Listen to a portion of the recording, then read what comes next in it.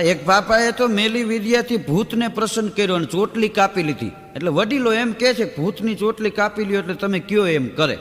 ભૂત વંશ થઈ ગયો. બાપાને કે તમે કયો એમ કરીશ, પણ એક શરત કે શું? એ કે હું નવરો રહીશ ને તો તમને મારી નાખીશ. બાપો કે દીકરા નવરો રહેવા દઉં તો ને. હા તું મને શું સમજે, ચારી ચોટલી મેં કાપી લીધી, એ કાંઈ હું જેવો તેવો જ ન જ હોય. એવું મનમાં ફૂલાયા રાખે. ભૂત કે કામ બતાવો. બાપા કે ખેતી કરી નાખો.